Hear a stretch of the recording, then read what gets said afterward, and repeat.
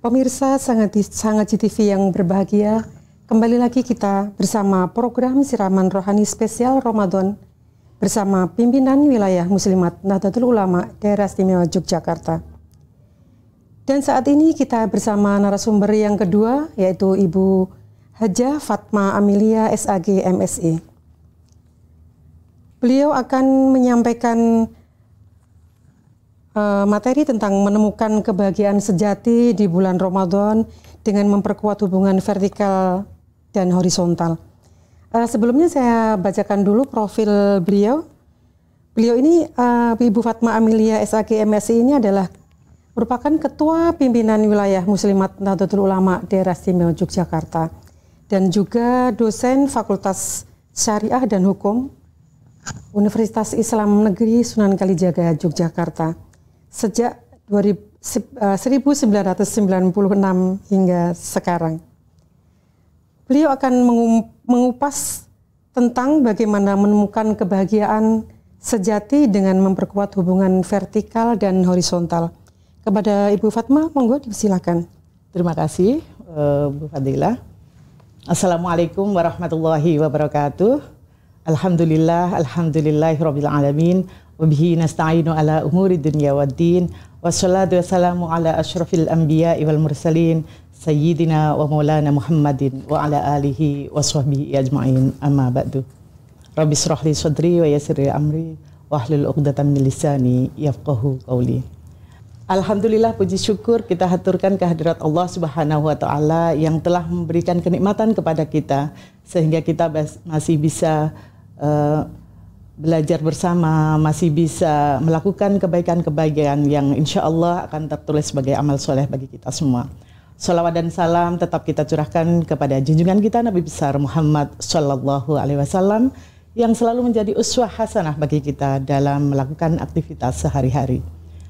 Para pemirsa Sangaji TV yang dirahmati Allah, pada dasarnya kita hidup di dunia ini, kita diciptakan oleh Allah itu adalah untuk mengabdi pada Allah, untuk beribadah kepada Allah. Sebagaimana yang sudah dijelaskan di dalam Al-Quran surat Ad-Dariyat ayat 56, A'udzubillahi minasyaitonirrajim, Bismillahirrahmanirrahim, wa ma khalaqtul jinna wal insa illa liya'budun. Bahwa kita memang diciptakan hanya untuk beribadah kepada Allah. Nah, alhamdulillah, puji syukur kita haturkan kepada Allah karena Allah memberikan sarana bagaimana kita bisa mengabdi kepada Allah, bisa menghamba kepada Allah, yakni dengan cara yang pertama tentu sholat, puasa, zakat, haji. Namun para pemirsa yang dirahmati Allah, bahwa kita tidak hanya akan melakukan hal-hal yang bersifat ritual. Kita tahu bahwa sholat itu adalah bentuk penghambaan diri kita kepada Allah, pengulangan ikrar kita bahwa kita mengakui Allah sebagai Tuhan kita, Nabi Muhammad sebagai Rasul kita. Itu kita lakukan di dalam sholat. Ada tasyahud, ada asyhadu an la ilaha illallah, asyhadu anna Muhammadar Rasulullah. Bacaan itu selalu kita ulang di dalam sholat kita. Ketika kita melakukan puasa, itu adalah bentuk kita menyadari bahwa ada hal yang harus kita tinggalkan. Kita berempati kepada orang-orang yang selama ini kesulitan makan. Kita mengekang diri. Al-imsak anil akli wa surbi wal jima'i min tulu'il fajri ila ghurubis samsi. Jadi puasa juga upaya kita untuk mengekang diri.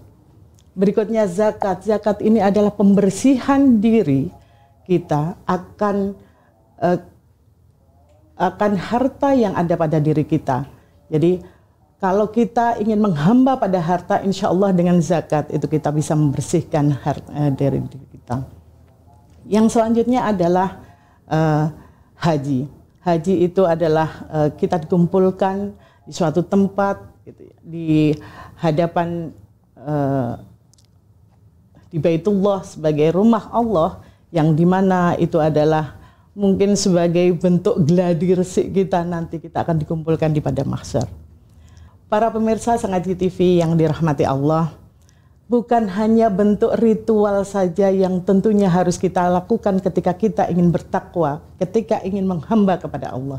Tetapi di lain pihak adalah kita harus melakukan hal-hal yang bersifat hubungan dengan horizontal. Kalau tadi sholat, zakat, puasa, haji itu merupakan bentuk penghambaan sebagai ritual kita, hubungan kita dengan Allah, maka ada hubungan lain yang perlu kita lakukan, yakni hubungan dengan makhluk, atau hablum minallah wa hablum minan nas, atau muamalah ma'allah wa muamalah ma'al khaliq, muamalah ma'al khaliq wa muamalah ma'al makhluk. Jadi ketika kita berhubungan dengan Allah, kita juga harus memikirkan hubungan kita dengan masyarakat sekitar. Karena dalam Al-Quran, dalam ajaran agama Islam, kita diperintahkan untuk melakukan hubungan dengan sesama makhluk.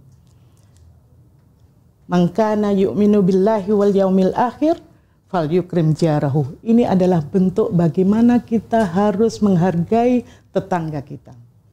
Saya kira begitu, bahwa kita hidup untuk mencapai kebahagiaan itu dengan memperkuat hubungan kita baik dengan Allah maupun dengan makhluk lain. Sekian apa yang bisa saya sampaikan. Wassalamualaikum warahmatullahi wabarakatuh. Bagaimana kita melakukan ibadah yang secara vertikal maupun yang horizontal? Kira-kira bagaimana nih kiat-kiat apa cara yang harus kita lakukan untuk melakukan itu, biar kita lebih fokus. Ketika ini kan bulan Ramadan ya, bulan yang tadi yang sebenarnya sangat membahagiakan itu. Bagaimana itu? Ada nggak trik-trik atau kiat-kiat yang agar kita bisa lebih maksimal untuk melakukan itu? Monggo. Terima kasih. Ya. Bu Fadilah, bahwa ketika di Ramadan ini justru ini adalah momen yang luar biasa ya, karena memang di Ramadan ini segala aktivitas yang berkaitan dengan ritual gitu, ibadah itu sangat luas sekali. Ada sholat tarawih gitu, yang di hari-hari lain tentu tidak ada, di bulan-bulan lain tentu tidak ada. Maka sholat tarawih ini adalah merupakan wujud kita untuk membangun, untuk memperkuat hubungan kita secara vertikal. Tetapi kita juga tahu bahwa di bulan Ramadan ini kita punya kesempatan yang luar biasa untuk membangun dan memperkuat hubungan dengan sesama. Kita menyediakan takjil, kita banyak berinfak dan lain-lain. Jadi alhamdulillah kalau dilihat bahwa pada bulan Ramadan ini justru merupakan momentum untuk memperkuat hubungan vertikal dan hubungan horizontal. Iya, jadi ada beberapa hal ya. Dan biasanya orang-orang di bulan Ramadan itu memang berlomba-lomba untuk bisa beramal, bersodakoh kepada sesama itu. Nah mungkin kalau di Muslimat sendiri sebenarnya ada yang sedang kita, program yang sedang kita garap namanya Muslimat peduli yang kemiskinan yang ekstrim. Muslimat Bu Fatma, Muslimat apa?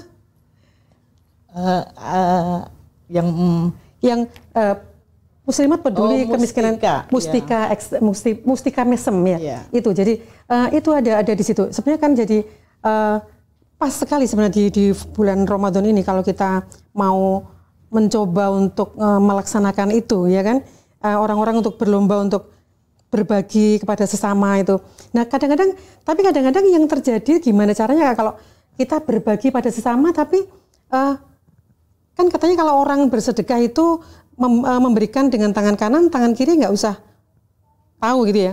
Kalau kita melaksanakan program Muslimat otomatis harus di-share, harus pakai flyer apa gitu kan. Kira-kira gimana itu untuk menghindari agar apa yang kita lakukan itu ya benar-benar kan semata-mata karena Allah itu kan.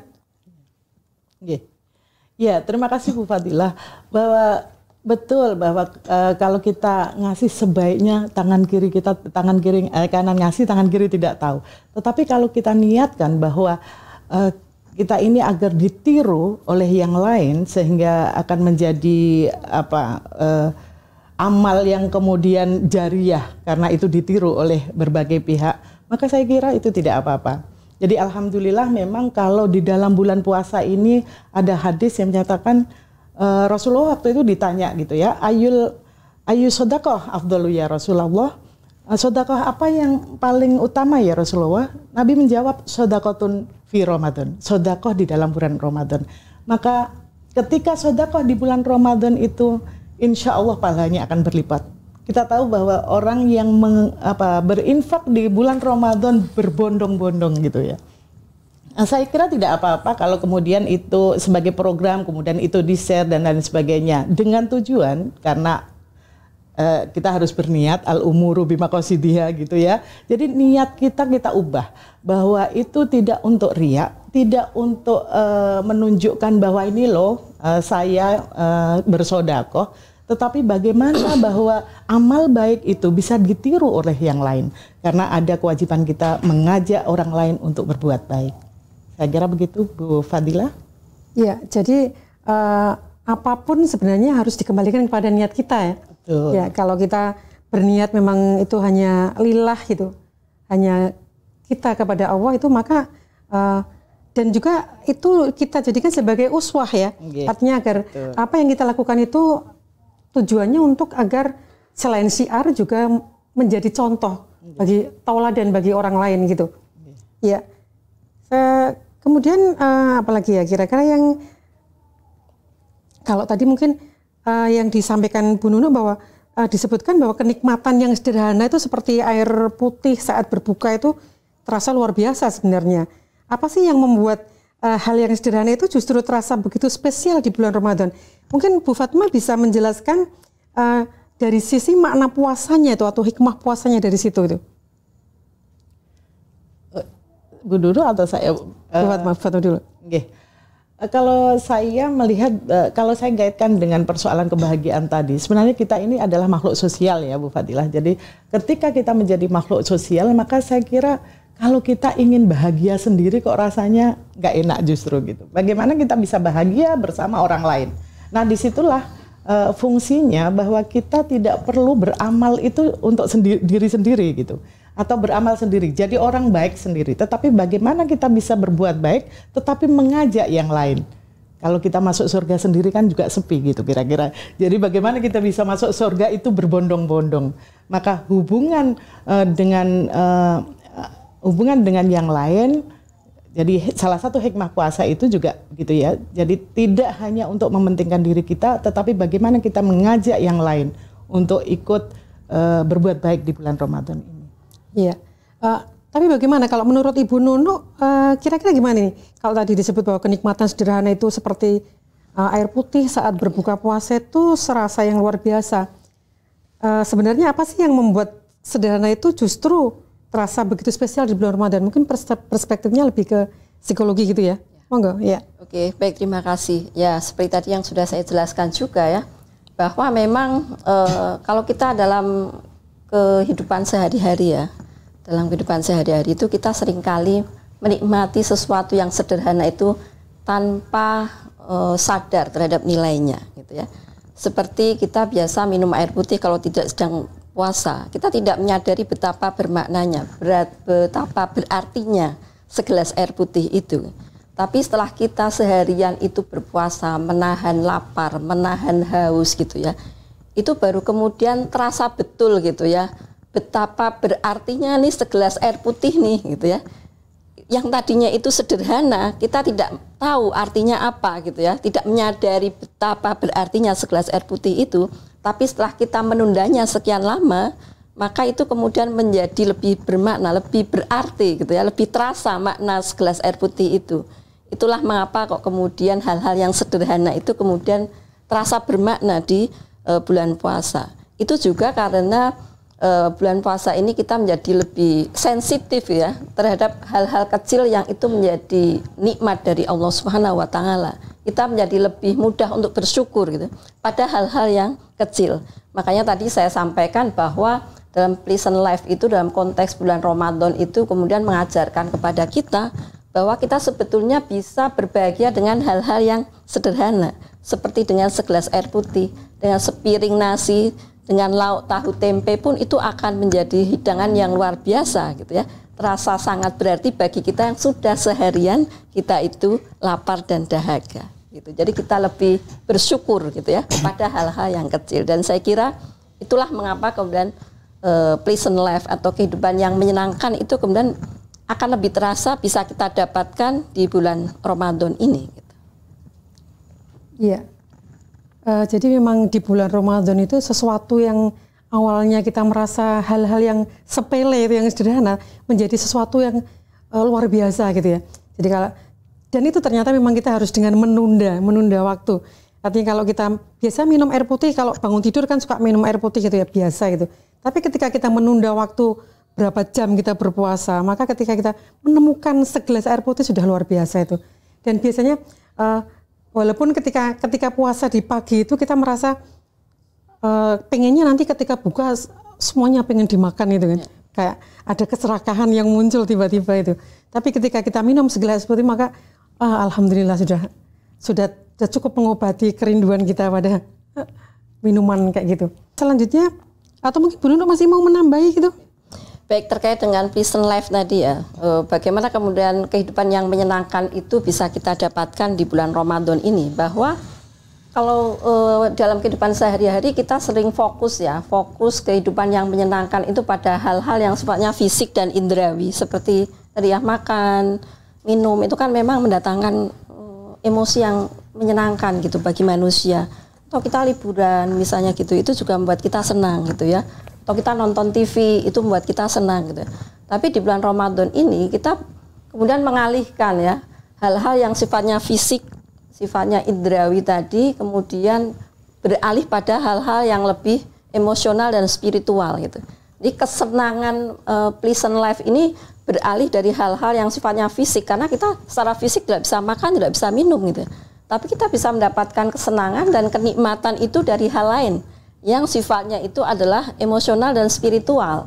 Misalnya gitu ya, misalnya ketika kita merasakan kedamaian, merasakan ketenangan kita ketika kita membaca Al-Quran, misalnya seperti itu ya. Itu kan sebuah pleasant life juga, rasa tenang, rasa bahagia karena kita membaca Al-Quran. Kemudian kita juga mendapatkan kebahagiaan misalnya ketika kita berbagi takjil kepada masyarakat, misalnya seperti itu. Atau kita mendapat kedamaian ketika kita sedang zikir, sedang sholat, sedang berdoa misalnya.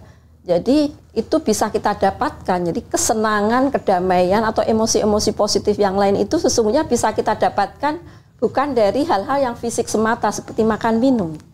Jadi dalam hal ini gitu ya, Ramadan itu menggeser pleasant life dari hal-hal yang sifatnya fisik indrawi tadi pada kesenangan-kesenangan yang sifatnya emosional dan spiritual dari kegiatan-kegiatan yang bisa kita lakukan gitu ya secara lebih intensif di bulan Ramadan. Saya kira begitu. Mungkin saya bisa menambahkan sedikit ya terkait dengan apa yang disampaikan oleh Bu Nunuk tadi, bahwa dalam konteks Indonesia sebenarnya kita itu luar biasa ya, karena di Indonesia ini ternyata kita hidup bukan hanya dengan sesama Muslim, tetapi hidup yang heterogen, majmuk. Masyarakat kita ada berbagai suku, berbagai budaya, berbagai agama begitu. Nah, di bulan Ramadan ini sebenarnya umat Islam itu bisa kemudian menyampaikan sedekah, infak dan seterusnya itu. Kemudian sampai pada pemberian takjil itu bukan hanya kepada sesama Muslim gitu, tapi kepada saudara-saudara kita yang non-Muslim juga.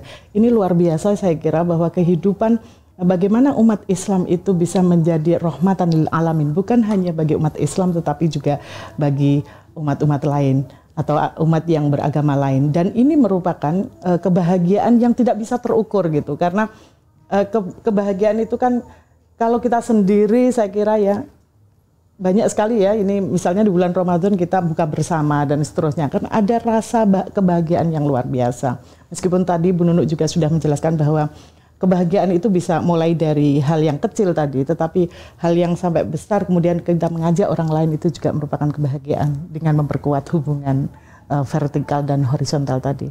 Menyenangkan sekali ya kita obrolan kita pada kesempatan kali ini. Tapi mungkin sebelum kita lanjutkan lagi bincang-bincang kita persilakan jeda yang mau lewat.